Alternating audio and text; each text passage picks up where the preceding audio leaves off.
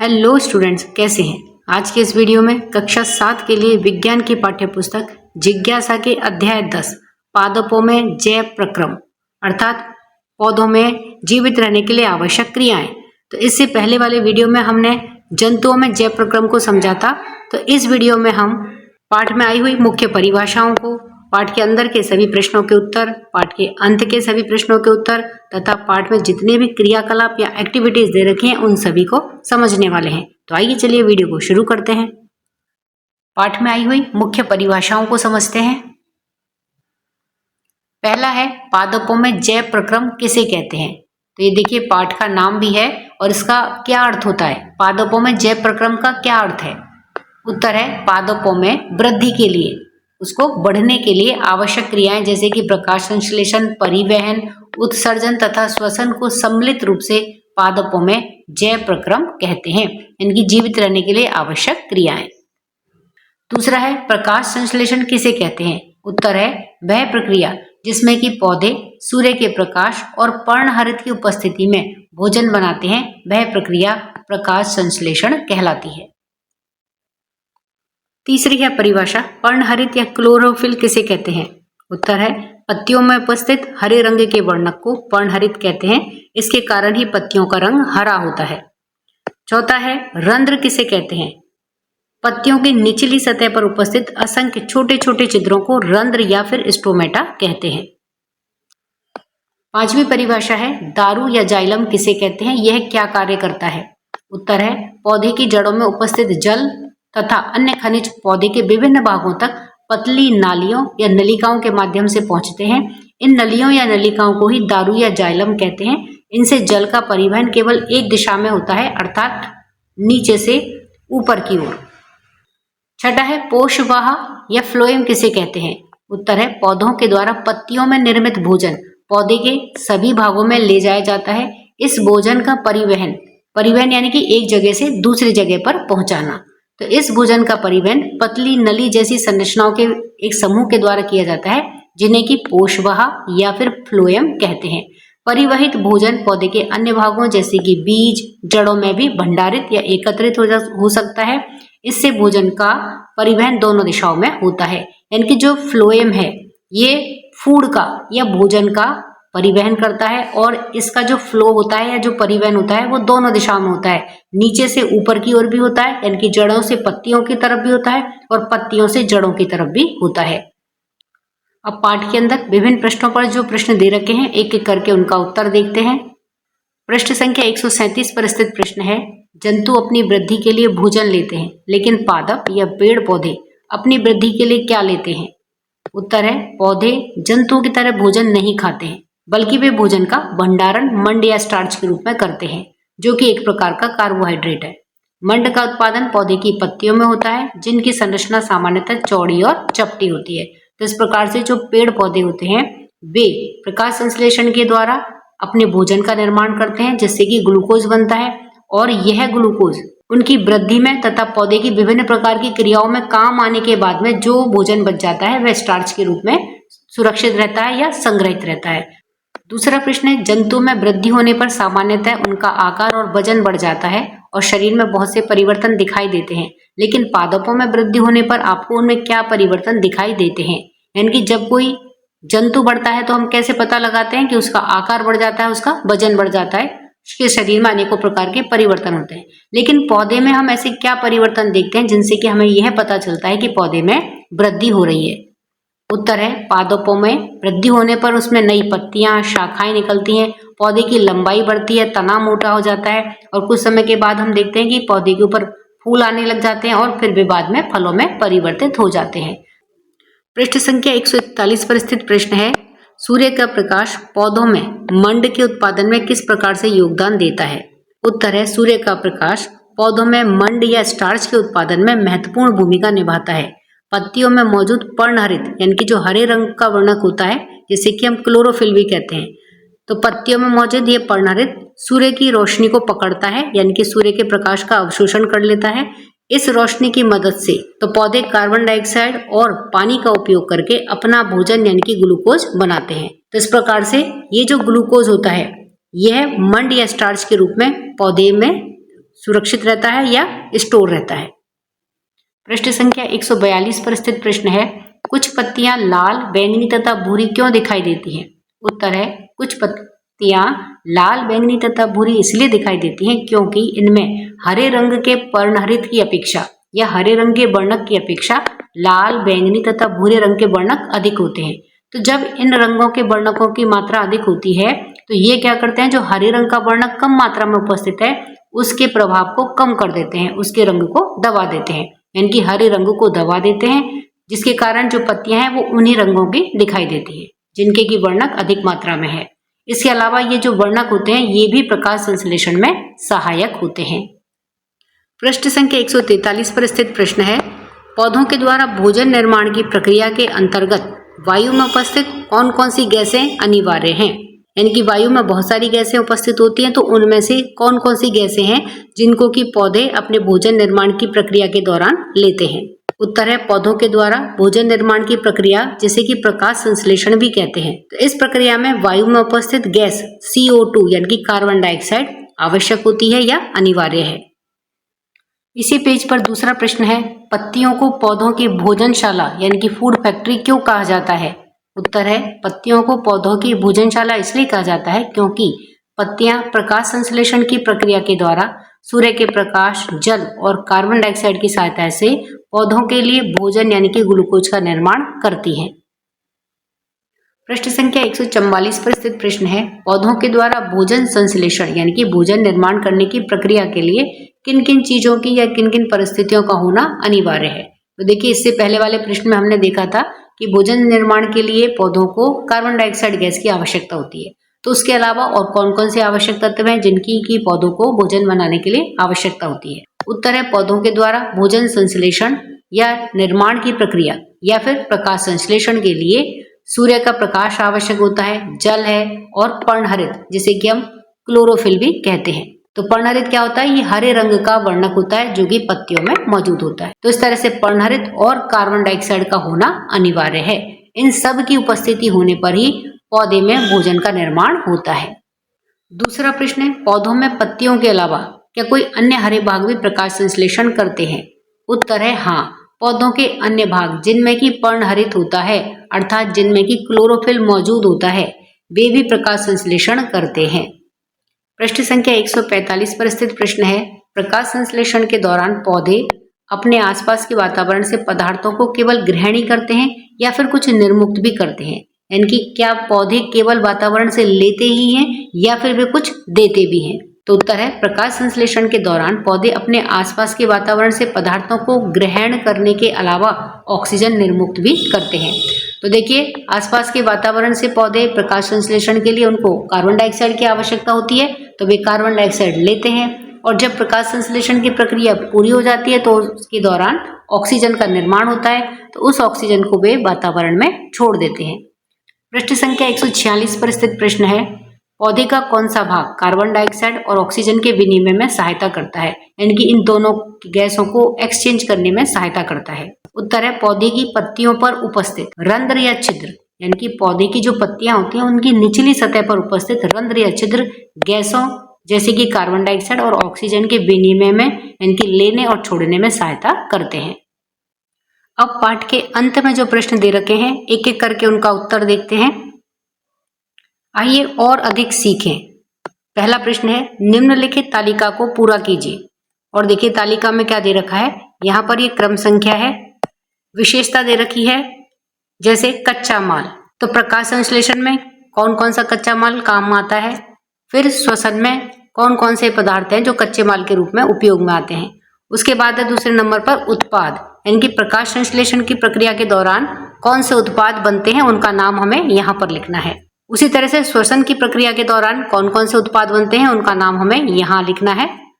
उसके बाद है तीसरे नंबर पर शब्द समीकरण, यानी कि प्रकाश संश्लेषण की प्रक्रिया को जो भी इसमें पदार्थ काम में आते हैं और उससे जो उत्पाद बनते हैं, तो इस प्रकार से पूरी प्रक्रिया को हमें शब्द समीकरण में लिखना है।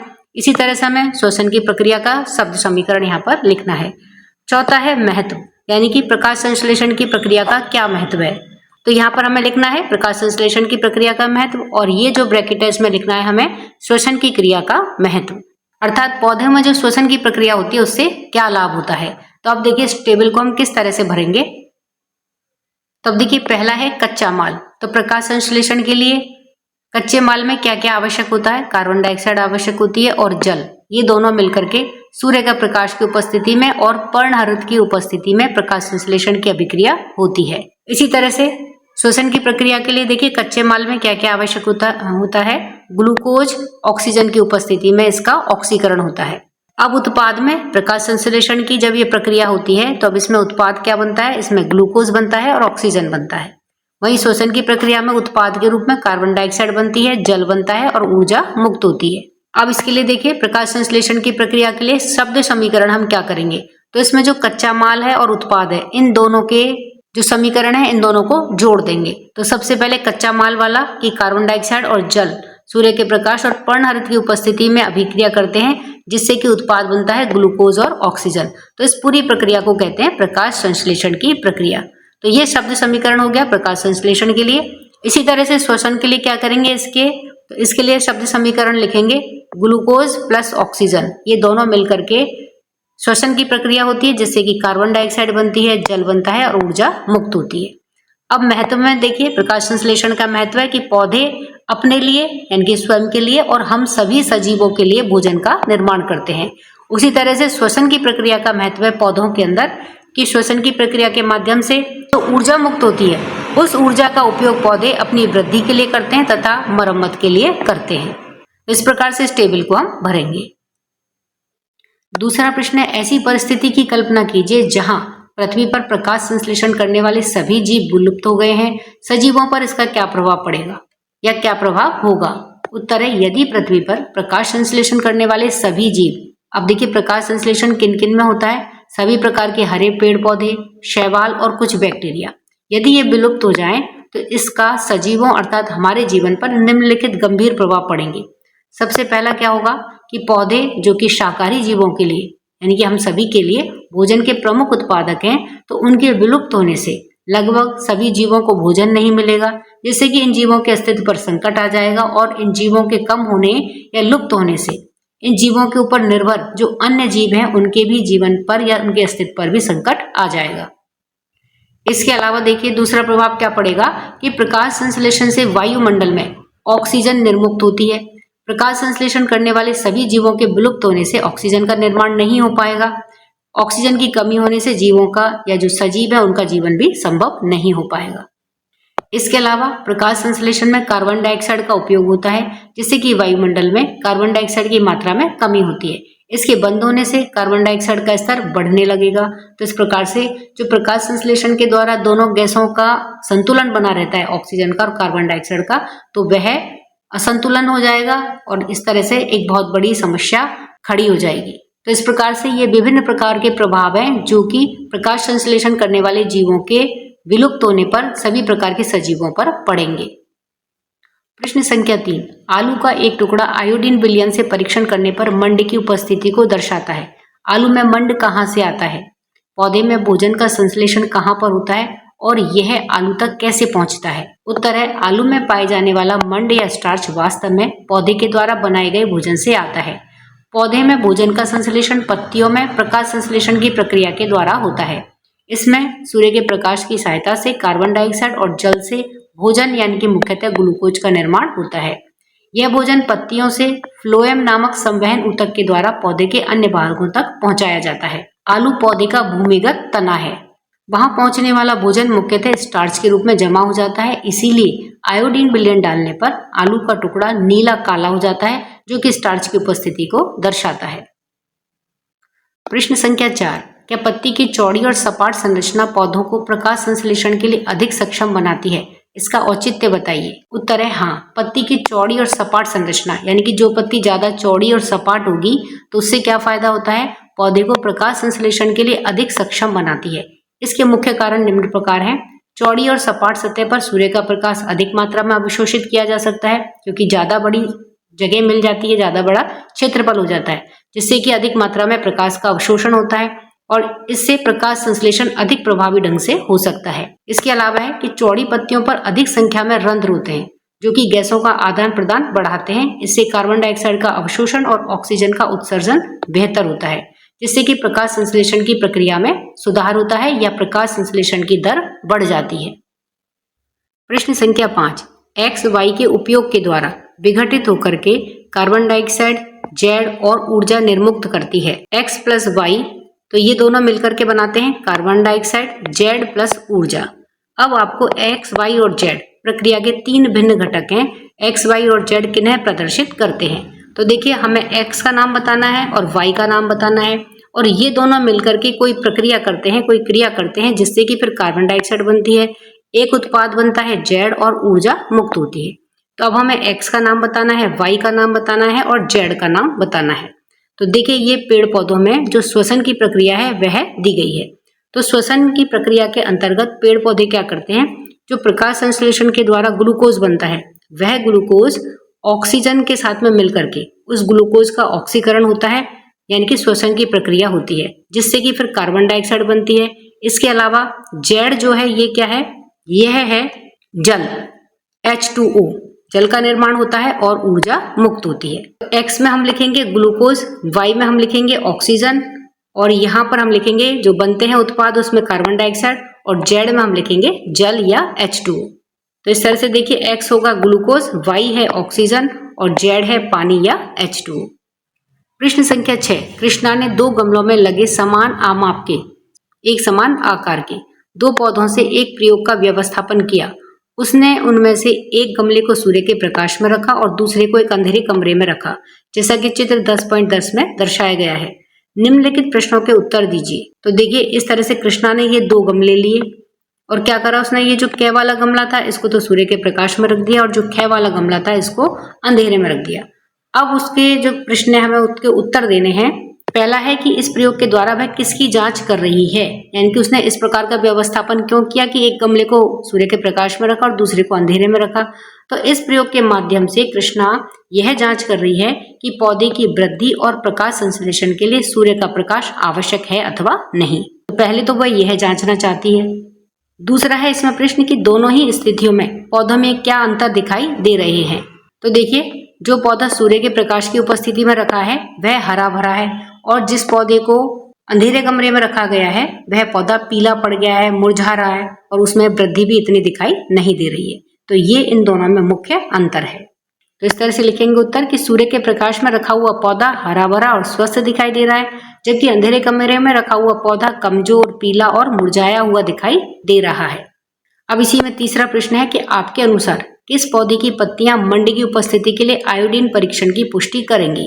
तो देखिए, जो पौधा सूर्य के प्रकाश में रखा है उस पौधे की पत्तियां आयोडीन के परीक्षण में मंड की उपस्थिति की पुष्टि करेंगी, क्योंकि उसमें मंड का उत्पादन होता है, क्योंकि उस पौधे ने प्रकाश संश्लेषण किया है और वहां पर मंड का उत्पादन हुआ है। इसीलिए वह पौधा आयोडीन के परीक्षण करने पर गहरा काला नीला रंग देता है, अर्थात मंड की उपस्थिति की पुष्टि करेगा। प्रश्न संख्या 7, वाणी का मानना है कि कार्बन डाइऑक्साइड प्रकाश संश्लेषण के लिए अनिवार्य है।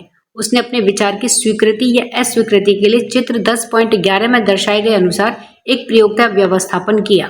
निम्नलिखित प्रश्नों के उत्तर दीजिए। तो अब देखिए, उसने किस तरह से जो अपना प्रयोग का व्यवस्थापन किया, वह क्या किया कि क, ख, ग और ग, ये 4 प्रकार के उसने गमले लिए।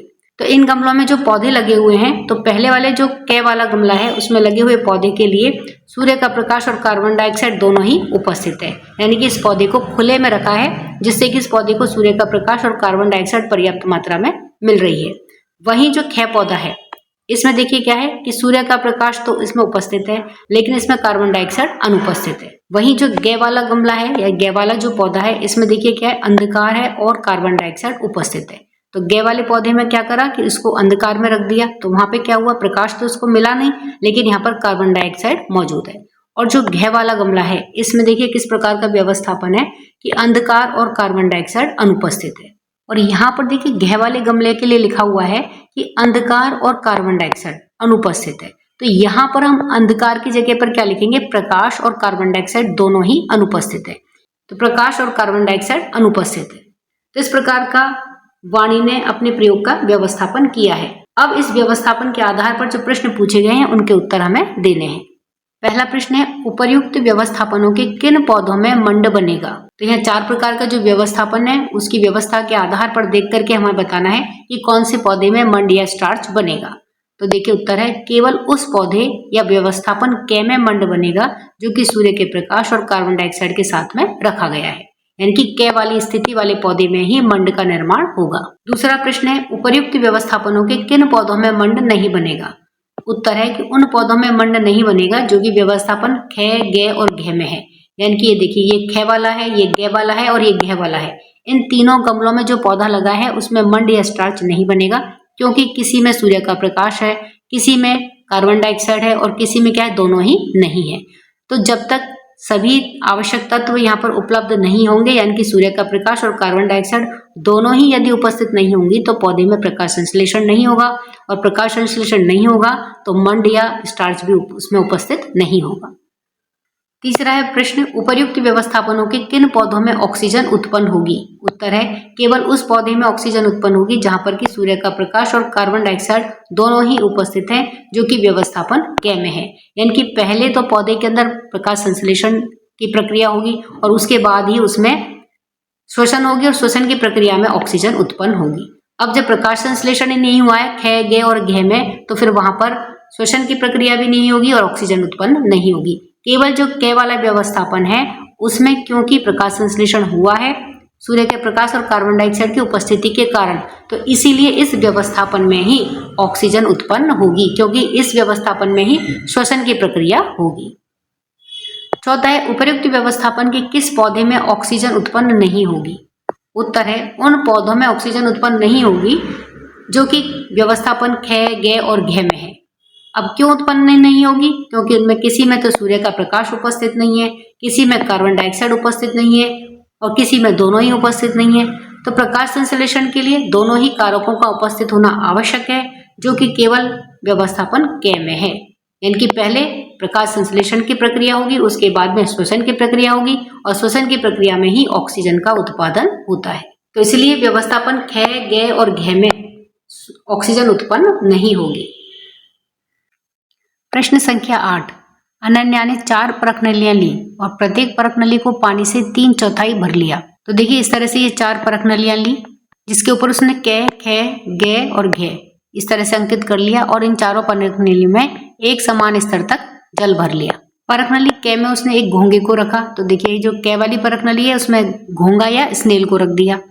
परखनली ख में उसने एक जलीय पौधे को रखा, ये ख परखनली है तो जिसमें जल प्लस जलीय पौधा, तो ख परखनली में उसने एक पानी के अंदर होने वाला पौधा, तो जलीय पौधे को रखा। परखनली ग में उसने घोंगे और पौधे दोनों को रखा, तो देखिए ये ग वाली परखनली है और इस परखनली में उसने जल तो सभी में भरा था, तो जल है, घोंगा है और एक जलीय पौधा है, तो इसमें ये तीनों चीजें हैं। परखनली घ में उसने केवल जल रखा। अब ये देखिए परखनली घ है, इसमें उसने कुछ भी नहीं रखा है, केवल जल रखा है। अनन्या ने सभी परखनलियों में कार्बन डाइऑक्साइड सूचक डाला। अब उसने क्या करा, इन चारों परखनलियों में कार्बन डाइऑक्साइड सूचक या कार्बन डाइऑक्साइड इंडिकेटर डाला। उसने जल के आरंभिक रंग को अभिलेखित कर लिया, यानी कि कार्बन डाइऑक्साइड सूचक डालने से पहले जो इन चारों परखनलियों में जल है उसका रंग किस प्रकार का है, तो उस रंग को उसने पहले नोट कर लिया, अभिलेखित कर लिया और 2-3 घंटे के बाद में पुनः देखा, यानी कि कार्बन डाइऑक्साइड सूचक मिलाने के बाद में उसने इन चारों परखनलियों को 2 से 3 घंटे के लिए छोड़ दिया। अब उसके बाद में इसमें रंग परिवर्तन को वह देखती है कि क्या परखनलियों के रंग में कोई परिवर्तन हुआ है, उसे कैसे पता लगेगा कि वह सही है।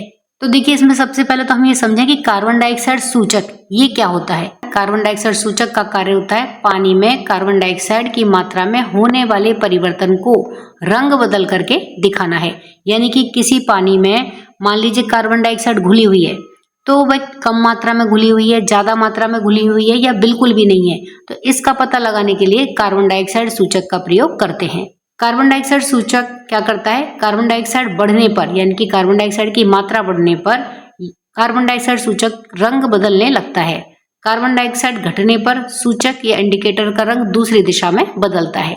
अब हम देखिए उसका उत्तर देखेंगे कि चारों परखनलियों में किस प्रकार से रंग में परिवर्तन आता है कार्बन डाइऑक्साइड सूचक मिलाने के बाद में। तो अब देखिए चारों परखनलियों को 2 से 3 घंटे के रखने के बाद में अनन्या क्या देखती है कि हाँ उनमें परिवर्तन आता है, पानी का जो रंग है उसमें परिवर्तन आता है। तो अनन्या क्या पता लगाना चाहती है? अनन्या यह पता लगाना चाहती है कि घोंघा और पौधा कार्बन डाइऑक्साइड लेते हैं या छोड़ते हैं, क्योंकि इनके लेने या छोड़ने से ही पानी में कार्बन डाइऑक्साइड की मात्रा कम या ज्यादा होगी। यह पता उसे पानी में कार्बन डाइऑक्साइड सूचक के रंग में परिवर्तन को देख करके चल जाएगा, तो इसलिए उसने कार्बन डाइऑक्साइड सूचक है उसका प्रयोग किया है। अब सबसे पहले परखनली क में देखेंगे, तो परखनली क में उसने क्या रखा है? जल है और उसमें घोंघा है, तो उसमें वह क्या देखती है कि सूचक का रंग बदल जाता है। तो सूचक का रंग बदल जाता है, वह क्या इंगित करता है? उसे यह पता चलता है कि घोंघा श्वसन क्रिया के माध्यम से पानी में कार्बन डाइऑक्साइड छोड़ता है, जिससे कि परखनली क के पानी में कार्बन डाइऑक्साइड की मात्रा में वृद्धि हो जाती है और इसीलिए कार्बन डाइऑक्साइड सूचक का जो रंग है वह गहरा हो जाता है या बदल जाता है। अब देखिए परखनली ख में अनन्या क्या देखती है कि जो सूचक का रंग है वह विपरीत दिशा में बदल जाता है, जो यह इंगित करता है कि पौधा प्रकाश संश्लेषण के दौरान पानी में उपस्थित कार्बन डाइऑक्साइड का उपयोग कर लेता है, जिससे कि परखनली ख के पानी में कार्बन डाइऑक्साइड की मात्रा में कमी हो जाती है। अब इसी तरह से है परखनली ग में, तो परखनली ग में क्या होता है? सूचक का रंग स्थिर रहता है, इनकी उसमें भी कोई ज्यादा बदलाव नहीं आता है। तो ऐसा क्यों होता है? यह हल्का सा परिवर्तन होता हुआ दिखाई देता है, जो यह इंगित करता है कि घोंघा जो कि कार्बन डाइऑक्साइड छोड़ता है और पौधा उसे उपयोग कर लेता है। इनकी घोंघा तो श्वास के द्वारा कार्बन डाइऑक्साइड को छोड़ता है और पौधा क्या करेगा? प्रकाश संश्लेषण के द्वारा उस कार्बन डाइऑक्साइड का उपयोग कर लेगा। तो इस प्रकार से पानी के अंदर कार्बन डाइऑक्साइड की मात्रा में कोई खास परिवर्तन नहीं होगा, क्योंकि एक ने छोड़ा और दूसरे ने ग्रहण कर लिया। तो इस तरह से जो कार्बन डाइऑक्साइड की मात्रा है वो संतुलित रहती है, जिसकी वजह से कार्बन डाइऑक्साइड सूचक के रंग में कोई खास परिवर्तन नहीं आता है, उसका रंग लगभग स्थिर रहता है या फिर कोई हल्का सा परिवर्तन वहां दिखाई देता है। इसी तरह से अब देखिए परखनली घ, इसके भी रंग में कोई परिवर्तन नहीं होता है, क्योंकि परखनली घ में क्या लिया था? केवल जल है, इसमें और कुछ भी मिला हुआ नहीं है, इसमें केवल कार्बन डाइऑक्साइड सूचक मिला हुआ है। तो अब जब कार्बन डाइऑक्साइड सूचक परखनली घ में भी मिलाया है तो क्या देखती है कि इसके रंग में कोई परिवर्तन नहीं आता है। तो कोई भी रंग में परिवर्तन नहीं आना यह इस बात को इंगित करता है कि यहाँ पर कार्बन डाइऑक्साइड की मात्रा में कोई परिवर्तन नहीं हुआ है, अर्थात यहाँ पर ना तो कोई जीवित जीव है जिसकी वजह से ना तो कार्बन डाइऑक्साइड की मात्रा में कमी हुई है ना ही वृद्धि कर सके, ना यानी कि या तो यहाँ पर कोई जलीय पौधा रखा गया है, ना ही किसी जीव को रखा गया है, ना तो कार्बन डाइऑक्साइड छोड़ी गई है ना ही ली गई है। तो इस प्रकार से कार्बन डाइऑक्साइड की मात्रा में ना तो वृद्धि हुई ना ही कमी हुई। तो इस कारण से परखनली घ में जो कार्बन डाइऑक्साइड सूचक मिला हुआ पानी है उसके रंग में कोई परिवर्तन नहीं होता है, जो उसका शुरुआत में रंग था वही उसके अंत में भी रंग रहता है। तो इस प्रकार से इस प्रयोग के माध्यम से अनन्या ने यह पता लगाया कि जो घोंघा है वह तो कार्बन डाइऑक्साइड छोड़ता है और जो पौधे हैं वो कार्बन डाइऑक्साइड को ग्रहण करते हैं। प्रश्न संख्या 9, पौधों में जल परिवहन गर्म स्थिति में अधिक तीव्र गति से होता है या फिर ठंडी स्थिति में? इनकी पौधों में जल का परिवहन यानी कि नीचे जड़ों में से जल पौधे के विभिन्न भागों तक जाइलम के द्वारा पहुंचाया जाता है। तो यह जल का परिवहन अगर गर्म परिस्थिति दे दी जाए या गर्म जगह में पौधे को रख दिया जाए तो वहां पर अधिक तीव्र गति से होता है, या फिर पौधे को जब ठंडे स्थान पर रख देते हैं तो वहां पर जल का परिवहन ज्यादा तेजी से होता है।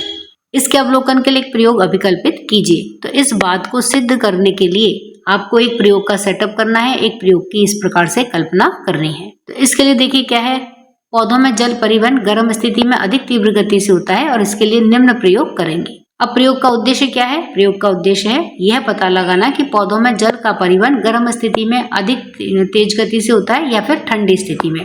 यह इस प्रयोग का उद्देश्य है। उसके बाद सामग्री क्या चाहिए हमें इस प्रयोग को करने के लिए? तो देखिए सामग्री हमें चाहिए, किसी भी पौधे की 2 समान हरी टहनियां लेंगे, 2 समान परखने ले लेंगे, पानी भर लेंगे उसमें और इस पानी को हम रंगीन कर लेंगे, या तो उसमें लाल स्याही डाल देंगे या नीली स्याही डाल देंगे। तो इस प्रकार से इस पानी को कलरफुल कर लेंगे, या फिर कोई इसमें हम जल रंजक भी डाल सकते हैं। उसके अलावा थर्मामीटर और 2 स्थान, एक गर्म स्थान तथा एक ठंडा स्थान। अब देखिए ये सारी सामग्री लेकर के हमें किस प्रकार से प्रयोग करना है। दोनों परखनलियों में समान मात्रा में पानी और कुछ बूंदें स्याही की डाल करके दोनों में उन हरी टहनियों को रख देंगे। अब एक परखनली को गर्म स्थान पर और दूसरी को ठंडे स्थान पर रख देंगे। दोनों को समान समय जैसे कि 2 से 3 घंटे के लिए छोड़ देंगे। टहनियों के तने या पत्तियों में रंगीन पानी कितनी ऊंचाई तक पहुंचा इसकी तुलना करेंगे। अब जब अवलोकन करते हैं तो क्या पाते हैं कि गर्म स्थिति वाली टहनी में रंगीन पानी अधिक दूरी तक और अपेक्षाकृत जल्दी पहुंचा। तो अब इस बात से क्या निष्कर्ष निकलता है? इससे यह निष्कर्ष निकलता है कि पौधों में गर्म स्थिति में जल का परिवहन ठंडी स्थिति की तुलना में अधिक तीव्र गति से होता है, क्योंकि गर्मी में वाष्पोत्सर्जन सामान्यतः अधिक होता है। इनकी पत्तियों से जब जल का वाष्पोत्सर्जन ज्यादा होगा तो नीचे से जड़ों से पानी के अवशोषण की प्रक्रिया भी तीव्र हो जाएगी और जो तापमान है वो पौधे का बहुत ज्यादा हो जाता है, तेज हो जाता है। तो इस स्थिति में जो गर्म परिस्थिति में पौधा रखा है उसके अंदर जल का परिवहन ठंडी स्थिति में रखे हुए पौधे की तुलना में तीव्र गति से होता है। प्रश्न संख्या 10, प्रकाश संश्लेषण और श्वसन प्रकृति में संतुलन बनाए रखने के लिए अनिवार्य है, चर्चा कीजिए। उत्तर है प्रकृति में संतुलन बनाए रखने के लिए प्रकाश संश्लेषण और श्वसन दोनों ही अनिवार्य हैं। अभी क्यों अनिवार्य हैं? तो देखिए, प्रकाश संश्लेषण के दौरान पौधे सूर्य के प्रकाश, पानी और कार्बन डाइऑक्साइड का उपयोग करके भोजन बनाते हैं और ऑक्सीजन को छोड़ते हैं। यह प्रक्रिया वायुमंडल में ऑक्सीजन के स्तर को बढ़ाती है, जो कि जीवों के जीवन के लिए अति आवश्यक है। वहीं श्वसन में जीव जंतु ऑक्सीजन का उपयोग करके भोजन यानी कि ग्लूकोज को ऊर्जा में बदलते हैं और कार्बन डाइऑक्साइड को छोड़ते हैं, जो कि पादपों के जीवित रहने के लिए अति आवश्यक है। यह गैसों का आदान प्रदान ऑक्सीजन और कार्बन डाइऑक्साइड के स्तर को संतुलित बनाए रखता है, जो कि पृथ्वी पर जीवन के लिए या प्रकृति में संतुलन बनाए रखने के लिए अत्यंत ही अनिवार्य है। पाठ में दिए गए क्रियाकलापों को समझते हैं। क्रियाकलाप 10.1, आइए कुछ कारणों की जांच के लिए परीक्षण करें। और वे कारण क्या हैं कि जब पौधे में वृद्धि होती है तो उसमें नई पत्तियां और शाखाएं निकलती हैं और पौधे की लंबाई बढ़ती है। पौधे में इन परिवर्तनों के क्या कारण हैं? इनकी क्यों पौधे की लंबाई बढ़ती है, उसमें शाखाएं निकलती हैं, उसमें पत्तियां निकलती हैं, क्यों पौधे में वृद्धि होती है? इन परिवर्तनों के पीछे क्या कारण है? तो इसके लिए देखिए प्रयोग करते हैं। अब इसमें क्या करेंगे कि उद्यान की मिट्टी से भरे हुए एक जैसे 3 गमले लेंगे। ये इस तरह से 3 गमले ले लेंगे जिसमें क, ख और ग इस तरह से अंकित कर देंगे। प्रत्येक गमले में तीव्र गति से वृद्धि करने वाले चित्र 10.1 के अनुसार वाले एक ही पौधे के समान आमाप के नवोद्भिद रोप लगा देंगे। यानी कि 3 एक जैसे गमले लेंगे। इन तीनों गमलों में ऐसे 3 एक जैसे पौधे लगाएंगे, यानी कि जिनका साइज, आमाप का अर्थ होता है साइज, तो एक जैसे आकार के, एक जैसे साइज के, जल्दी से ग्रोथ करने वाले ये 3 पौधे लगा देंगे और इनकी बिल्कुल नवोद्भिद रोप यानी कि नई पौध ही लगाएंगे, जैसे कि टमाटर, मिर्ची इत्यादि। गमलों को क, ख, ग के नाम से अंकित कर देंगे। प्रत्येक नवोद्भिद की पत्तियों की संख्या गिनेंगे और अपने अवलोकनों को अभिलेखित कर लेंगे। यानी कि जब हम पौधे को या इसकी जो सैपलिंग है उसको लगाएंगे तो क्या करेंगे, उस समय उसमें कितनी पत्तियां आ रही हैं उसको गिन लेंगे। जैसे इन सभी में 2-2 पत्तियां आ रही हैं तो शुरू में हम क्या लिखेंगे कि जब हमने ये पौधा लगाया है तब इनमें 2 पत्तियां आ रही हैं। अब देखिए क्या करेंगे, धीरे धीरे इसमें जो वृद्धि होगी उसको हम अभिलेखित कर लेंगे। अब गमला कै को चित्र 10.1 के अनुसार सूर्य के प्रकाश में रखेंगे। तो देखिए ये कै वाला गमला है और इसको कहाँ रखा है, सूर्य के प्रकाश में रखा हुआ जलयुक्त गमला कै। इस गमले की मिट्टी में प्रतिदिन उपयुक्त जल डाल करके इसमें हल्की नमी बनाए रखेंगे। यानी कि इसको सूर्य के प्रकाश में रखेंगे तो इसको सूर्य का प्रकाश भी मिल रहा है और इसमें लगातार जल डालते रहेंगे, यानी कि इसमें मिट्टी है वो नमी बनी रहे, सूखनी नहीं चाहिए। इस प्रकार से इसमें नियमित रूप से जल डालेंगे। और जो ख वाला गमला है इसमें देखिए चित्र 10.1 ख के अनुसार इसको सूर्य के प्रकाश में रखेंगे, परंतु इस गमले की मिट्टी में जल नहीं डालेंगे। और जो ग वाला गमला है उसको देखिए अंधेरे में रखा हुआ जल युक्त गमला ग, यानी कि जो ग वाला गमला है इसको क्या करेंगे, इसको जल तो देंगे, यानी कि पानी तो इसमें डालेंगे, लेकिन इस तरह से उसको बंद करके एक कमरे में रख देंगे जिससे कि क्या होगा, इसको सूर्य का प्रकाश नहीं मिलेगा। तो इस तरह से कै वाले गमले को दोनों चीजें यानी कि सूर्य का प्रकाश और जल, ख वाले गमले को केवल सूर्य का प्रकाश और ग वाले गमले को केवल जल। अब हम देखेंगे तीनों में किस प्रकार से वृद्धि होती है। गमला ग को अंधेरे स्थान में रखेंगे। इस गमले की मिट्टी में प्रतिदिन चित्र 10.1 ग के अनुसार उपयुक्त मात्रा में जल डाल करके इसमें हल्की नमी बनाए रखेंगे। 2 सप्ताह तक पौधों का अवलोकन करेंगे और उनकी ऊंचाई, पत्तियों की संख्या, पत्तियों के रंग और पौधों में दिखने वाले अन्य परिवर्तनों को तालिका 10.1 में अभिलेखित कर लेंगे। अब यहाँ पर ये तालिका 10.1 दे रखी है जिसमें है कि पौधे की वृद्धि पर सूर्य के प्रकाश और जल का प्रभाव। तो देखिए सबसे पहले क्या है कि विभिन्न परिस्थितियों में रखे हुए ये गमले, जिसमें देखिए कै वाला जो गमला था वो सीधे सूर्य के प्रकाश में रखा हुआ था और वह जलयुक्त था। तो ये कै वाले गमले की स्थिति है। अब इसमें किस किस चीज की उपलब्धता थी, सूर्य का प्रकाश इसमें था, जल इसमें था। पौधे की ऊंचाई प्रथम दिन कितने सेंटीमीटर थी, मान लीजिए ये 10 या 15 सेंटीमीटर थी। 2 सप्ताह के पश्चात ये कम से कम 30 सेंटीमीटर या 40 सेंटीमीटर के करीब बढ़ जाता है। मान लीजिए हम इसमें लिखा 30 सेंटीमीटर। पत्तियों की संख्या प्रथम दिन जैसे 2 हमने इसमें देखी है तो 2 सप्ताह के पश्चात अगर हम देखते हैं तो इसमें 6 से 7 या 8 पत्तियां आ जाती हैं, तो हम इसमें लिख सकते हैं 7 से 8 पत्तियां। पत्तियों का रंग हरा है या पीला है, तो पत्तियों का रंग हरा होता है। अब देखिए गमला है, सीधा सूर्य के प्रकाश में रखा हुआ है और जल रहित है, तो इसमें किस किस चीज की उपलब्धता है? देखिए सूर्य का प्रकाश इसमें उपलब्ध है लेकिन जल इसमें उपलब्ध नहीं है। अब इस पौधे में हम शुरुआत में देखते हैं तो इसकी ऊंचाई कितनी है, क्योंकि हमने ये सब बराबर के लिए हैं तो ये 15 सेंटीमीटर है। लेकिन इसमें क्या है, सूर्य का प्रकाश तो है लेकिन जल नहीं है, तो ये पौधा क्या होगा, मुरझाने लग जाता है, तो इसकी वृद्धि रुक जाती है। तो ये कोई थोड़ा बहुत शुरू में बढ़ता है, उसके बाद में ये नहीं बढ़ता है। तो 15 सेंटीमीटर से ये 20 सेंटीमीटर तक तो पहुंच जाएगा, लेकिन ये 30 सेंटीमीटर को नहीं छुएगा क्योंकि इसको जल नहीं मिल रहा है, तो इसकी वृद्धि यहीं पर रुक जाती है। अब पत्तियों की संख्या देखिए, शुरू में 2 पत्तियां हैं, लेकिन उसके बाद में जब इसमें ग्रोथ ही नहीं हो रही है, वृद्धि नहीं हो रही है, तो पत्तियों की संख्या 2 से 4 तक ही बढ़ती है। उसके बाद में पत्तियों का रंग तो इसमें देखिए पीला मिलेगा, क्योंकि इसको जल नहीं मिल रहा है, तो पौधा क्या मुरझाने लग जाता है, पीला पड़ जाता है, तो इस तरह से इसमें पत्तियां पीली पड़ जाती हैं। अब है गमला गय अंधेरे में रखा हुआ है और जल युक्त है, तो इसमें किस किस चीज की उपलब्धता है? देखिए अंधेरे में है तो इसका अर्थ क्या है कि सूर्य का प्रकाश इसमें नहीं है। जल की उपलब्धता इसमें है। पौधे की ऊंचाई 15 सेंटीमीटर है, क्योंकि हमने तीनों पौधे एक समान माप के लिए हैं। 2 सप्ताह के पश्चात अगर देखेंगे पौधे की ऊंचाई तो देखिए इसमें क्या सूर्य का प्रकाश नहीं है, केवल जल ही जल है, तो पौधा क्या है थोड़ा थोड़ा गलने लग जाता है, वह पर्याप्त वृद्धि नहीं करता है। तो इसमें भी जो पौधा है वो लगभग 20 या 22 सेंटीमीटर के करीब ही उसकी वृद्धि होती है, उसके बाद में वह वृद्धि उसकी रुक जाती है। अब पत्तियों की संख्या देखिए, शुरुआत में सभी पौधों में 2-2 पत्तियां हैं, और 2 सप्ताह के पश्चात यदि हम पत्तियों की संख्या देखें तो इसमें देखिए पर्याप्त वृद्धि पौधे में नहीं हो रही है, क्योंकि उसको सूर्य का प्रकाश नहीं मिल रहा है। तो इसलिए इस पौधे में भी जो पत्तियों की संख्या है वह 2 से 4 या 5 ही देखने को मिलेगी। तो इसमें हम 4 भी लिख सकते हैं और 5 भी लिख सकते हैं। अब यहाँ पर देखिए पत्तियों का रंग कैसा मिलेगा, अब सूर्य का प्रकाश नहीं है तो यहाँ पर प्रकाश संश्लेषण नहीं हुआ है, तो इसलिए पत्तियों का रंग यहाँ पर पीला, इस प्रकार से पत्तियों का रंग हमें मिलेगा पीला। तो इस तरह से शुरुआत में जब गमले को में हमने ये तीनों पौधे लगाए तो उसका ये ऑब्जर्वेशन, और 2 सप्ताह के पश्चात में इन तीनों गमलों में इनको अलग अलग परिस्थितियों में जब रखा गया तो इनमें हम किस प्रकार का पौधे में वृद्धि को देखते हैं, उनमें क्या क्या परिवर्तन देखते हैं, उसको हम इस तरह से इस टेबल में भरेंगे। यानी कि इस टेबल के माध्यम से हम ये समझेंगे कि पौधों के ऊपर सूर्य के प्रकाश और जल का क्या प्रभाव होता है। तो इस प्रकार से तालिका 10.1 में अभिलेखित अवलोकनों का विश्लेषण करने पर हम पाते हैं कि उपयुक्त मात्रा में जल युक्त किंतु अंधेरे में रखा गया गमला ग की तुलना में सूर्य के प्रकाश में रखे गए उपयुक्त मात्रा में जल युक्त गमला क के पौधों में अधिक वृद्धि हुई। गमला ख में लगाया गया पौधा जिसे कि सूर्य का पर्याप्त प्रकाश तो मिला किंतु जल नहीं मिला, वह भी सूख गया, इनकी उसमें भी पर्याप्त वृद्धि नहीं हुई। तो इस क्रियाकलाप के परिणाम से यह प्रतीत होता है कि पौधों को अपनी वृद्धि के लिए जल एवं सूर्य के प्रकाश दोनों की आवश्यकता होती है। ये दोनों पर्याप्त मात्रा में मिलने पर पौधे की वृद्धि होती है, उसका तना मोटा होता है, उसमें पत्तियां आने लगती हैं, फूल आने लगते हैं और फल बनने लगते हैं। तो इस प्रकार के परिवर्तन जो होते हैं वो पौधे को पर्याप्त मात्रा में जल और सूर्य का प्रकाश मिलने पर होते हैं। क्रियाकलाप 10.2 आइए जांच करें।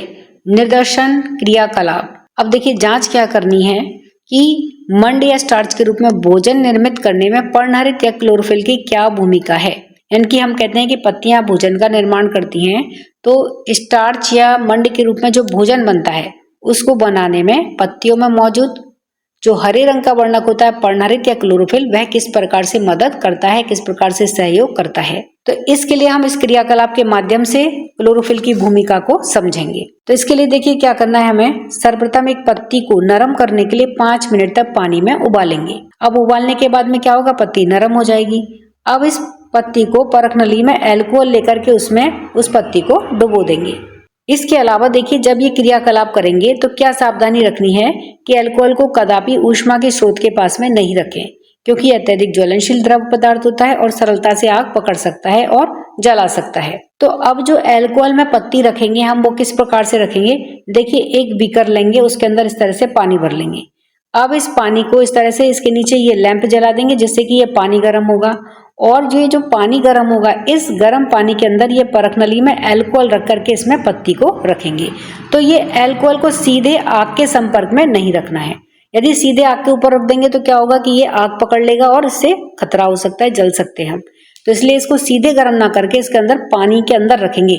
तो पहले पानी गर्म होगा, उस पानी की गर्मी से ये अल्कोहल गर्म होगा। उसके बाद में देखिए क्या करेंगे कि उबलते हुए जल वाले बीकर में चित्र 10.2 के अनुसार इस परख नली को तब तक रखेंगे जब तक कि पत्ती पर्णविहीन ना हो जाए। तो अल्कोहल के अंदर रखी हुई जो पत्ती है इसको तब तक गर्म करेंगे या उबालेंगे जब तक कि जो पत्ती का रंग है वो पूरी तरह से गायब ना हो जाए। हमने पत्ती को पर्णविहीन इसलिए किया है ताकि उसमें वर्ण परिवर्तन और मंड की उपस्थिति का अवलोकन स्पष्ट रूप से किया जा सके। तो अब देखिए यहाँ पर हमने पत्ती जो हरी ली थी, इस पत्ती को हमने वर्णविहीन क्यों किया है, इसके हरे रंग को हमने क्यों हटा दिया है?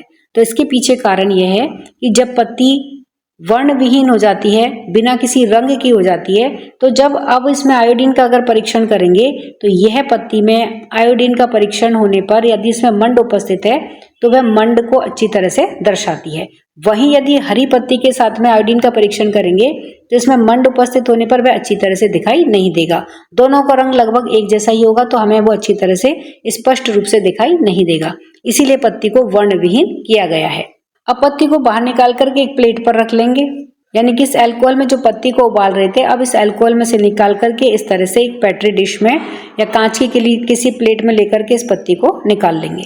अब इस तरह से एक पेट्री डिश में इस पत्ती को निकालने के बाद क्या करेंगे, अब एक बिंदुपाती या ड्रॉपर की सहायता से वर्णविहीन पत्ती पर आयोडीन की तनुकृत विलयन की कुछ बूंदें चित्र 10.2 ख के अनुसार डालेंगे। तो कुछ मिनट प्रतीक्षा करने के बाद में अवलोकन करेंगे तो क्या देखते हैं कि पत्ती का वर्ण या रंग परिवर्तित होकर के नीला काला हो जाता है, जो कि पत्ती में मंड की उपस्थिति को इंगित करता है। तो इसका अर्थ क्या है कि पत्ती में जो हरा रंग होता है या जो क्लोरोफिल होता है वह मंड के या स्टार्च के बनने में सहयोग करता है, उसकी उपस्थिति को दर्शाता है। क्रियाकलाप 10.3 आइए जांच करें। और जांच हमें क्या करनी है कि सूर्य का प्रकाश पौधों में भोजन या मंड के उत्पादन में किस प्रकार से योगदान देता है, अर्थात सूर्य का प्रकाश भोजन बनाने के लिए किस प्रकार से आवश्यक है। इसके लिए देखिए हम किस प्रकार से व्यवस्थापन करेंगे कि सर्वप्रथम एक जैसे पौधों के दो अलग अलग गमले लेते हैं और उनमें से एक गमले को सूर्य के प्रकाश में तथा दूसरे गमले को अंधेरे स्थान पर 36-36 घंटे के लिए रख देते हैं। उसके बाद में उन दोनों पौधों में से एक एक ऐसी पत्ती जिनमें कुछ धब्बे हरित और कुछ धब्बे अहरित थे ले ली। पौधों की पत्तियों के हरे भाग में पर्णहरित है और अहरित भाग में पर्णहरित नहीं है। ट्रेसिंग पेपर की सहायता से पत्तियों के हरित और अहरित भागों के स्थान को अभिलेखित करने के लिए चित्र बना लिए। इसके बाद में पत्तियों पर आयोडीन परीक्षण किया गया। तो यहाँ हमें यह परीक्षण करना है कि पत्तियों के किस भाग में मंड उपस्थित है, यानी कि कौन से भाग में भोजन का निर्माण हुआ है और कौन से भाग में नहीं हुआ है। तो हमें परीक्षण करना है कि पत्तियों के किस भाग में मंड उपस्थित है, यानी कि जो हरित धब्बे हैं क्या उनमें मंड उपस्थित है, या जो कुछ धब्बे अहरित रह गए हैं जो हरे नहीं है, सफेद सफेद से जो चकत्ते रह गए हैं, क्या उनमें मंड उपस्थित है। इस बात का हमें परीक्षण करना है। देखिए तालिका 10.2 में पौधों की पत्तियों के हरित और अहरित भागों में मंड की उपस्थिति। तो गमले में पौधे के लिए प्रकाश की स्थितियां, पहले पौधे को रखा था सूर्य के प्रकाश में, तो अब इसकी जब एक पत्ती को तोड़ा तो वह पत्ती कुछ इस प्रकार से रचना थी जिसमें कि देखिए ये कुछ भाग तो कैसा है, हरित भाग है। अब इसी में ही कुछ भाग ये कैसा है, ये अहरित भाग है, यानी कि ये हरा हुआ भाग नहीं है, यहाँ पर पर्णहरित उपस्थित नहीं है। तो अब हमें देखना है कि ये जो हरा भाग है इसमें भोजन का निर्माण हुआ है अथवा नहीं हुआ है, और ये जो धब्बे रह गए हैं सफेद सफेद से जो कि जिनमें कि पर्णहरित उपस्थित नहीं है, तो यहाँ पर भी भोजन का निर्माण हुआ है अथवा नहीं है।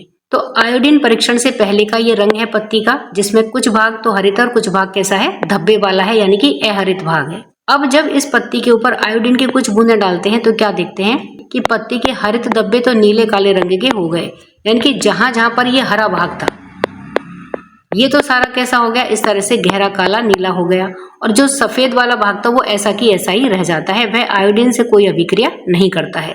तो इस बात से क्या सिद्ध होता है कि जो भाग काला काला हो गया वहां पर सब जगह मंड उपस्थित है, उस पूरे भाग ने भोजन का निर्माण किया है। और ये जो अहरित धब्बे हैं जिनके ऊपर आयोडीन का कोई प्रभाव नहीं पड़ा है, इसका अर्थ है कि यहाँ पर मंड उपस्थित नहीं है, यहाँ पर भोजन का निर्माण नहीं हुआ है। इसी तरह से दूसरा गमला था जिसे कि अंधेरे कमरे में रखा गया था। तो देखिए अंधेरे कमरे में सूर्य का प्रकाश उपस्थित नहीं है, अब जब इस पौधे की पत्ती को लिया तो कुछ इस तरह से यह पत्ती थी जिसमें कुछ भाग हरित था और कुछ भाग अहरित था। तो जब इस पत्ती के ऊपर आयोडीन की कुछ बूंदें डाली तो क्या देखते हैं कि पूरी पत्ती में कहीं पर भी गहरा काला नीला रंग दिखाई नहीं देता है। तो इसका अर्थ क्या हुआ कि इस पत्ती में प्रकाश संश्लेषण के द्वारा मंड का निर्माण नहीं हुआ है। तो इसका अर्थ है कि पौधे में भोजन का निर्माण या मंड के निर्माण के लिए सूर्य का प्रकाश आवश्यक होता है। यानी कि चाहे पत्ती के अंदर पर्णहरित उपस्थित है, यानी कि ये हरा भाग उपस्थित है, लेकिन सूर्य का प्रकाश ना होने की स्थिति में पौधे के अंदर मंड का निर्माण या भोजन का निर्माण नहीं होगा। हम देखते हैं कि सूर्य के प्रकाश में रखे हुए पौधे से जो पत्ती ली गई थी उसके हरित धब्बे तो नीले काले रंग के हो गए, जो कि उस पत्ती में मंड की उपस्थिति का संकेत देते हैं। सूर्य के प्रकाश में रखे गए पौधे से ली गई पत्ती के अहरित धब्बे नीले काले रंग के नहीं हुए, जो यह इंगित करते हैं कि उन धब्बों में पर्णहरित उपस्थित नहीं है। वहीं अंधेरे स्थान में रखे हुए पौधे की पत्ती के हरित धब्बों पर जब आयोडीन परीक्षण किया गया तो पाया कि इस पत्ती के हरित तथा अहरित दोनों ही धब्बे नीले काले रंग के नहीं हुए, जो यह इंगित करता है कि इसमें मंड नहीं बना है। और इन अहरित धब्बों में आयोडीन परीक्षण करने के द्वारा पता लगाए जाने के लिए पर्याप्त मंड तैयार करने हेतु उचित मात्रा में पर्णहरित नहीं है। तो इस तरह से तालिका 10.2 में सूचीबद्ध अवलोकनों से हम यह निष्कर्ष निकाल सकते हैं कि पत्तियों के द्वारा भोजन या मंड के निर्माण के लिए उनमें पर्णहरित या क्लोरोफिल का होना तो आवश्यक है ही, साथ में सूर्य के प्रकाश की उपस्थिति का होना भी आवश्यक है। सूर्य के प्रकाश की उपस्थिति होने पर भी बिना पर्णहरित या क्लोरोफिल के भी पत्तियों के द्वारा भोजन का निर्माण नहीं होता है।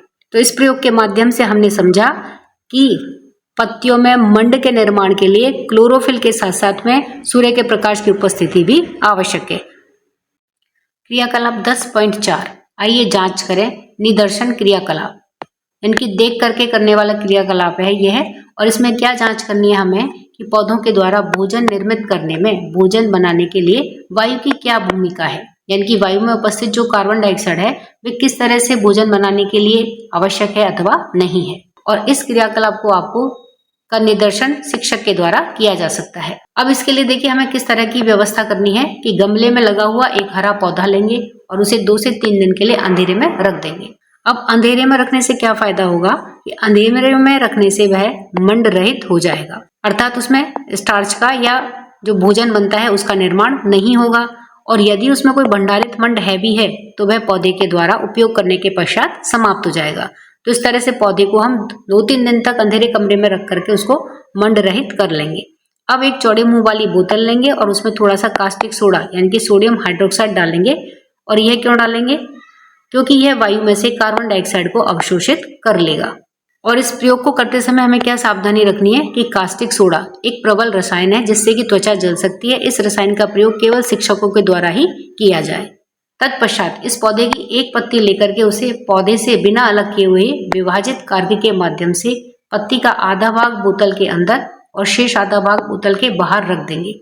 यह पूरी पत्ती मंड रहित है। अब बोतल को चित्र 10.3 के अनुसार रख देंगे। ये गमला है, गमले में ये पौधा लगा हुआ है, इसको मंड रहित कर लिया है। अब इसकी एक पत्ती लेंगे इस तरह से, और ये कार्क है, कार्क यानी ढक्कन। तो ये ढक्कन कैसा है, इसमें इस तरह से ये चौड़ा सा छेद होता है। तो इस छेद के अंदर से इस आधी पत्ती को तो अंदर घुसा देंगे और बाकी की आधी पत्ती ये बाहर रह जाएगी। तो उससे क्या फायदा होगा कि जो आधी पत्ती है वो तो बाहर हवा के संपर्क में रहेगी और जो बाकी की आधी पत्ती जो बोतल के अंदर है वह हवा के संपर्क में नहीं रहेगी। तो इस तरह का व्यवस्थापन करके इस पूरी व्यवस्था को हम कुछ घंटों के लिए सूर्य के प्रकाश में रख देंगे। अब इसका अवलोकन करेंगे और तालिका 10.3 में जल, सूर्य के प्रकाश, पर्णहरित, कार्बन डाइऑक्साइड की उपलब्धता को अभिलेखित कर देंगे कि पत्ती के कौन से भाग को क्या उपलब्ध है और कौन से भाग को क्या उपलब्ध नहीं है। तालिका 10.3 पादपों के द्वारा मंड बनाने में वायु की भूमिका। तो पत्ती का वह भाग जो कि बोतल के अंदर है, अब उपलब्धता उसको क्या क्या चीज उपलब्ध है। तो देखिए जल उपलब्ध है क्योंकि पौधा गमले में लगा हुआ है तो पत्ती को जल गमले में से मिल रहा है तो जल उपलब्ध है। सूर्य का प्रकाश उसे उपलब्ध है, पर्णहरित उसके अंदर है, कार्बन डाइऑक्साइड उसको उपलब्ध नहीं है। अब है कि क्या मंड उसमें उपस्थित है अथवा नहीं, तो इसकी अभी हम जांच करेंगे। तो जब जांच कर लेंगे तब हम इसमें भरेंगे। इसी तरह से पत्ती का वह भाग जो कि बोतल के बाहर है तो उसे भी देखिए जल मिल रहा है, सूर्य का प्रकाश उसे मिल रहा है, पर्णहरित उसके अंदर है, इसके अलावा उसे कार्बन डाइऑक्साइड भी मिल रही है। अब हम आयोडीन परीक्षण के द्वारा देखेंगे कि कौन सा भाग है जो आयोडीन से परीक्षण करने पर रंग देता है। तो जो रंग देगा उसमें मंड उपस्थित होगा, और जो गहरा काला नीला रंग नहीं देगा इसका अर्थ है कि उसमें मंड उपस्थित या स्टार्च उपस्थित नहीं है। तो इन दोनों भागों में आयोडीन परीक्षण करने के बाद में रिजल्ट को भरेंगे। अब देखिए क्या करेंगे, अब पत्ती को तोड़ करके अलग कर लेंगे और इस पर आयोडीन की कुछ बूंदें डाल करके मंड की उपस्थिति की जांच करेंगे। अब इस तरह से उस पत्ती को तोड़ करके अलग कर लिया। अब जब इसके ऊपर आयोडीन की कुछ बूंदें डाली तो पत्ती का वह आधा भाग जो कि बोतल के अंदर था उसमें देखिए आयोडीन की कुछ बूंदें डालने पर किसी भी प्रकार का कोई रंग परिवर्तन नहीं हुआ। तो ये क्या दर्शाता है कि इतने भाग में मंड या स्टार्च का निर्माण नहीं हुआ या इसमें उपस्थित नहीं है। वहीं पत्ती का ये वाला भाग जो कि बाहर की तरफ था, ये आयोडीन की कुछ बूंदें डालने पर गहरा काला नीला हो जाता है। तो यह मंड की उपस्थिति को दर्शाता है, अर्थात इस भाग में पौधे ने भोजन का निर्माण किया है। तो अब जो परिणाम आया है इसे देखिए हम टेबल में भर देंगे कि पत्ती का वह भाग जो कि बोतल के अंदर है उसमें मंड उपस्थित नहीं है, और पत्ती का वह भाग जो कि बोतल के बाहर है उसमें मंड उपस्थित है। तो इस प्रकार हमने देखा कि पत्ती का वह भाग जो कि बोतल के बाहर है वह नीला काला हो गया है, यह मंड की उपस्थिति को दर्शाता है, जबकि पत्ती का वह भाग जो कि बोतल के अंदर है उसका रंग नीला काला नहीं हुआ है। यह दर्शाता है कि पत्ती का बोतल के अंदर वाले भाग में भोजन नहीं बना है, और ऐसा इसलिए हुआ है क्योंकि बोतल के अंदर रखे हुए कास्टिक सोडा विलयन ने वायु में से उपस्थित कार्बन डाइऑक्साइड को अवशोषित कर लिया, यानी कि वहां पर कार्बन डाइऑक्साइड अनुपस्थित हो गई। तो कार्बन डाइऑक्साइड की अनुपस्थिति में पत्ती भोजन या मंड नहीं बना पाई। तो यह प्रयोग दर्शाता है कि मंड या भोजन बनाने के लिए वायु में उपस्थित कार्बन डाइऑक्साइड पौधों के लिए अनिवार्य होती है। क्रियाकलाप 10.4 आइए पता लगाएं। और पता हमें क्या लगाना है कि प्रकाश संश्लेषण की प्रक्रिया के दौरान भोजन बनाते समय पौधे परिवेश से यानी कि वातावरण से पदार्थों को केवल लेते ही हैं या कुछ पदार्थ निर्मुक्त भी करते हैं या छोड़ते हैं। तो इस बात का पता हम इस क्रियाकलाप के माध्यम से लगाएंगे। तो इसके लिए देखिए हमें क्या क्या चाहिए। जो सामग्री है कि 2 जलीय पौधे लेंगे, यानी कि जो जल में रहते हैं इस प्रकार के 2 पौधे लेंगे, दोनों को अलग अलग 2 बीकरों में पानी में रखेंगे। तो देखिए इस प्रकार से ये 2 कांच के बीकर लेंगे, उनमें बराबर मात्रा में पानी भर लेंगे और उसमें ये 2 जलीय पौधे इस तरह से रख देंगे। इन पौधों के ऊपर एक एक कीप को उल्टा रख देंगे और इन दोनों कीप की नली पर एक एक परखनली को चित्र 10.4 में दर्शाए अनुसार उल्टा रख देंगे। कीप देखिए फनल होती है इस प्रकार की, ये कीप है। तो ये कीप लेकर के इस पौधे के ऊपर इस तरह से उल्टा रख देंगे। दोनों पौधों के ऊपर इस तरह से एक एक कीप उल्टा करके रख देंगे और इन कीप के ऊपर एक परखनली जो टेस्ट ट्यूब होती है इस तरह से इस कीप के ऊपर उल्टा करके रख देंगे। अब देखिए आगे क्या करना है। चित्र 10.4 में दर्शाए अनुसार व्यवस्थापन क को सूर्य के प्रकाश में रख देंगे और व्यवस्थापन ख को अंधेरे में रख देंगे। तो अब देखिए हम क्या देखते हैं कि सूर्य के प्रकाश में रखे गए व्यवस्थापन क में उलट करके जो परखनली रखी है उसमें वायु के बुलबुले निकल रहे हैं। तो देखिए यहाँ पर हमने ये जो क वाला व्यवस्थापन है इसको धूप में रखा है और कुछ समय के बाद में हम क्या देखते हैं कि ये जो परखनली उल्टी करके रखी है स्कीप के ऊपर, इसमें इस प्रकार से कुछ बुलबुले यहाँ पर दिखाई देते हैं, इस परखनली में इकट्ठे हो जाते हैं। अब ये जो बुलबुले हैं ये कहाँ से आए इस परखनली में, तो ये देखिए इस व्यवस्थापन में उत्पन्न गैस के कारण ये बुलबुले निकल रहे हैं और उलट करके रखी गई परखनली में ये एकत्रित हो गए हैं। अब इस परखनली के मुंह पर अपना अंगूठा रख करके उसे बंद कर दिया और इस परखनली को व्यवस्थापन से बाहर निकाल लेंगे। अब देखिए इस तरह से जब इस परखनली में ये वायु के जो बुलबुले हैं ये इकट्ठे हो गए, तो अब हम क्या करेंगे, इसको बहुत सावधानी पूर्वक इस बीकर में से बाहर निकाल लेंगे और अपने अंगूठे से इसका मुंह बंद कर देंगे। ऐसा इसलिए करेंगे ताकि इसके अंदर जो ये वायु है वो बाहर ना निकले। तो इस तरह से इसका मुंह हम कस के अंगूठे से बंद कर लेंगे। जब हमने अपना अंगूठा हटा करके तत्काल एक जलती हुई तीली परखनली में डालते हैं तो देखते हैं कि परखनली में तीली से तीव्र ज्वाला उत्पन्न होती है। तो ये ऐसा क्यों हुआ, तो देखिए ऐसा इसलिए होता है कि परखनली में जो एकत्रित गैस है वह ऑक्सीजन से समृद्ध है, अर्थात उसमें ऑक्सीजन की भरपूर मात्रा है। तो यह इस बात को इंगित करता है कि प्रकाश संश्लेषण की प्रक्रिया के दौरान ऑक्सीजन निर्मुक्त होती है या निकलती है। और इससे यह भी पता चलता है या इंगित करता है कि प्रकाश संश्लेषण सूर्य के प्रकाश की उपस्थिति में ही संपन्न होता है, यानी कि जो बुलबुलों के रूप में जो गैस उत्पन्न हुई थी वह गैस कौन सी है, वह ऑक्सीजन की गैस है। क्रियाकलाप 10.6 आइए जांच करें निदर्शन क्रियाकलाप। और हमें जांच क्या करनी है कि हम जान गए हैं कि प्रकाश संश्लेषण के लिए कार्बन डाइऑक्साइड की आवश्यकता होती है और इस प्रक्रिया में ऑक्सीजन निर्मुक्त होती है, यानी कि ये बात हमें पता है और इसको हमने इससे पहले वाली जो एक्टिविटीज है उनके माध्यम से समझ लिया। लेकिन पौधे के वे कौन से भाग हैं जो कि कार्बन डाइऑक्साइड और ऑक्सीजन का विनिमय करते हैं, आदान प्रदान करते हैं, अर्थात पौधे का वे कौन सा भाग है जो कि कार्बन डाइऑक्साइड तो लेता है और ऑक्सीजन को छोड़ता है। इस बात का पता हम इस क्रियाकलाप के माध्यम से लगाएंगे। तो देखिए, इस एक्टिविटी के लिए हम क्या करेंगे कि इस क्रियाकलाप का निदर्शन शिक्षक के द्वारा किया जा सकता है। अब इसके लिए जो पौधा आप लेंगे तो देखिए कौन कौन सा पौधा आप ले सकते हैं। रोयो प्लांट, मनी प्लांट, प्याज, गुड़हल, कोलियस जैसे किसी भी पौधे की अथवा किसी घास की एक पत्ती लेंगे और इसे जल से भरे हुए एक बीकर में रख देंगे। उसके बाद में सावधानी पूर्वक पत्ती की निचली सतह से एक पतली परत को निकाल लेंगे। अब हम क्या करेंगे, एक चिमटी या फोर्सेप की सहायता से जो पत्ती है उसकी निचली सतह जो है, पहले तो उस परत को हटा लेंगे, निचली परत को, और उसके बाद में उसके बिल्कुल जस्ट अंदर जो पतली परत है उसको उस चिमटी की सहायता से बाहर निकाल लेंगे। अब वॉच ग्लास में जल लेकर के उसमें उस परत को रख देंगे। तो जल क्यों डालते हैं, ताकि ये जो पतली परत है वो सूख ना जाए। अब एक कांच की स्लाइड लेकर के उस पर सावधानी से पानी की एक बूंद डाल देंगे और उसके बाद में पत्ती की जो परत है उसको चिमटी की सहायता से वॉच ग्लास से निकाल करके इस स्लाइड के ऊपर रख देंगे। अब इस पत्ती की जो पतली परत है इस पर बिंदुपाती या ड्रॉपर की सहायता से शाही की एक बूंद डाल देंगे। अब शाही की बूंद डालने के बाद में क्या करेंगे, ये जो पत्ती की जो पतली परत है इसको कवर स्लिप से ढक करके सूक्ष्म दृष्टि से अब इस स्लाइड का अवलोकन करते हैं। तो हम क्या पाते हैं कि हमें इस पतली परत के ऊपर अनेकों सूक्ष्म छिद्र दिखाई देते हैं, जैसा कि चित्र 10.6 में दर्शाया गया है। तो ये रोयो प्लांट की पत्ती को लिया गया है और उसकी निचली सतह से जब पतली परत को निकाल करके उसकी स्लाइड को जब सूक्ष्मदर्शी के नीचे देखा तो कुछ इस तरह से उसकी निचली परतें दिखाई देती है। तो उस पर ये असंख्य छोटे छोटे छिद्र दिखाई देते हैं जिन्हें कि रंध्र कहते हैं या स्टोमेटा कहते हैं, और इनका व्यास देखिए 0.1 मिलीमीटर, यानी कि बहुत ज्यादा सूक्ष्म होते हैं। तो इस प्रकार की संरचना सूक्ष्मदर्शी के द्वारा देखने पर उस निचली परत में दिखाई दी। इन छिद्रों को रंध्र कहते हैं।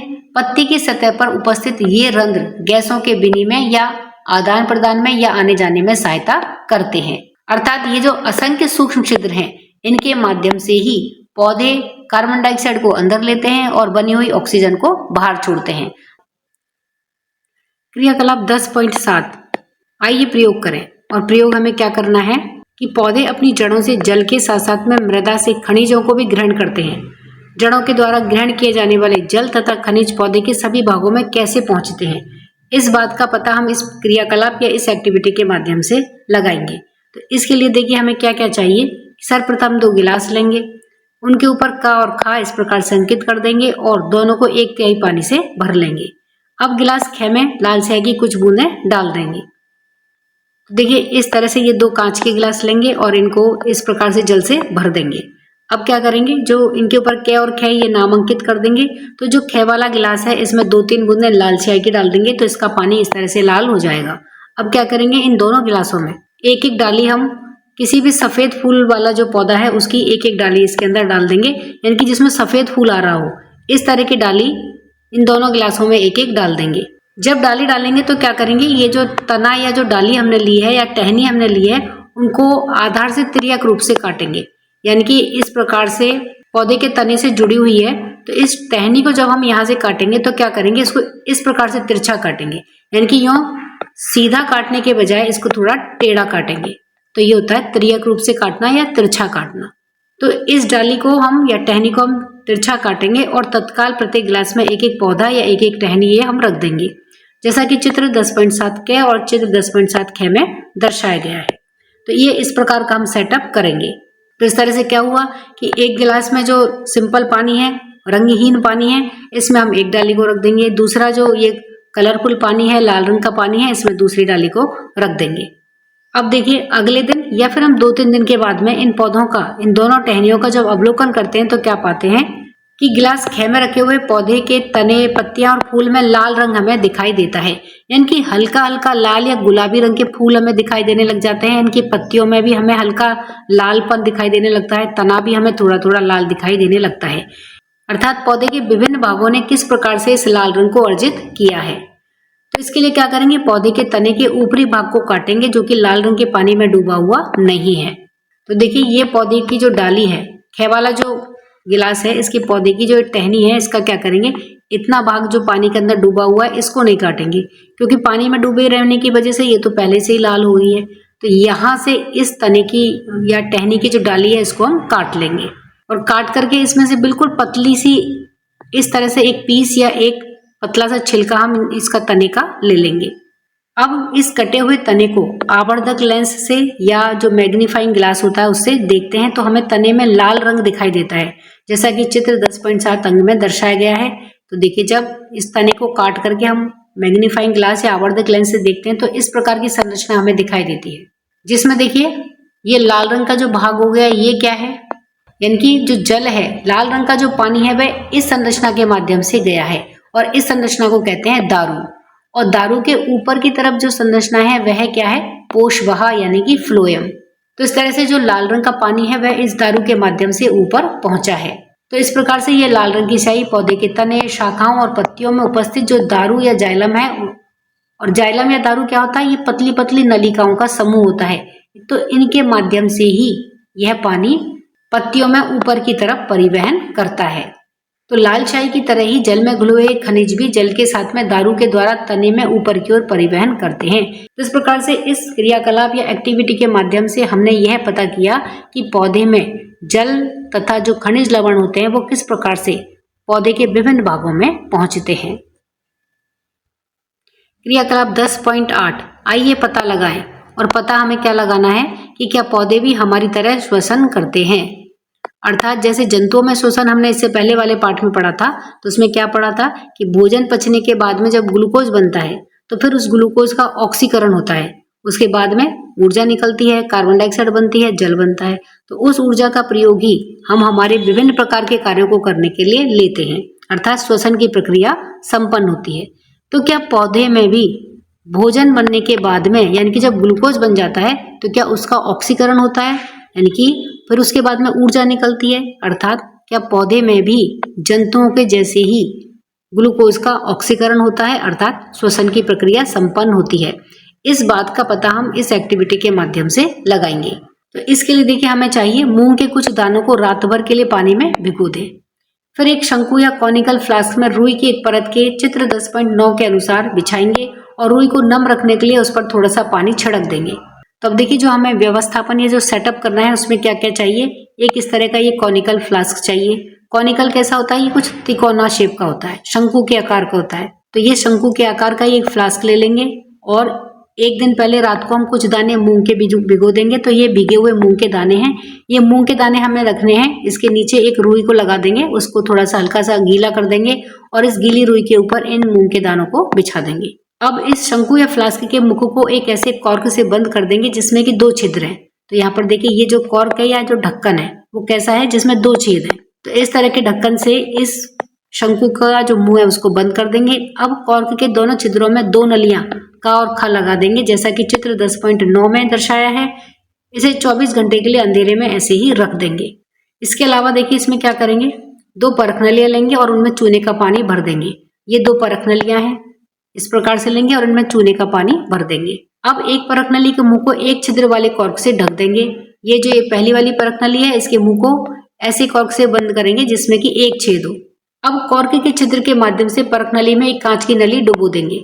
एक इस प्रकार से कांच की नली, ये जो एक मुंह वाला कॉर्क है इसके अंदर से एक नली इस परख नली के अंदर डाल देंगे। तो अब इसका जो मुंह ऊपर की तरफ खुला हुआ है उसमें क्या करेंगे, एक रबड़ की नली से फ्लास्क को और परख नली को जोड़ देंगे, जैसा कि चित्र 10.9 में दर्शाया गया है। अब ये एक रबड़ की नली लेंगे इस तरह से। इस रबड़ की नली का एक सिरा तो यहाँ इस नली के साथ में जोड़ देंगे जो नली ख है, और जो दूसरा सिरा है इसको हम जोड़ देंगे वह नली जो कि परख नली में डूबी हुई है, उसके साथ में इसको जोड़ देंगे। यानी कि इन दोनों को आपस में कनेक्शन करने के लिए इस रबड़ की नलिका से हम जोड़ देंगे और इस सेटअप को हम 24 घंटे के लिए अंधेरे कमरे में रख देंगे। कि इन दोनों परख नलियों की तुलना करते हैं तो हम देखते हैं कि फ्लास्क से जो जुड़ी हुई परख नली है उसमें चूने का पानी दूधिया हो गया है, जो कि स्पष्ट करता है कि चूने का पानी फ्लास्क में कार्बन डाइऑक्साइड की उपस्थिति के कारण ही दूधिया हुआ है। परंतु यह कार्बन डाइऑक्साइड आई कहाँ से, अर्थात जब हम इसको 24 घंटे के लिए छोड़ देते हैं तो कुछ उसके बाद में हम क्या पाते हैं कि ये वाली जो परख नली है, यानी कि जो फ्लास्क से जुड़ी हुई परख नली है, इसका पानी दूधिया हो गया। तो ये दूधिया क्यों हुआ? तो देखिए हम जानते हैं कि चूने का पानी कार्बन डाइऑक्साइड के साथ में जब अभिक्रिया करता है तो ये सफेद रंग का हो जाता है, अर्थात इस फ्लास्क के अंदर कार्बन डाइऑक्साइड है। तो ये कार्बन डाइऑक्साइड इसके अंदर आई कहाँ से? तो देखिए जैसा कि हम जानते हैं कि वायु में जो कार्बन डाइऑक्साइड प्राकृतिक रूप से उपस्थित होती है वो बहुत कम मात्रा में होती है, यानी कि 0.08%। तो बहुत कम मात्रा में उपस्थित होती है, इसीलिए यह वायु से तो आई नहीं है, बल्कि ये फ्लास्क में अतिरिक्त कार्बन डाइऑक्साइड निश्चित रूप से बीजों के द्वारा ही उत्पन्न की गई है। यानी कि बीजों के द्वारा कार्बन डाइऑक्साइड को छोड़ा जाना यह सिद्ध करता है कि बीज या जो पौधे हैं वो श्वसन करते हैं। इन्होंने श्वसन की प्रक्रिया के माध्यम से ही ये कार्बन डाइऑक्साइड को उत्पन्न किया है। इस तरह से स्टूडेंट हमने अध्याय 10 में सभी प्रकार के प्रश्न और सभी प्रकार की एक्टिविटीज को समझ लिया है।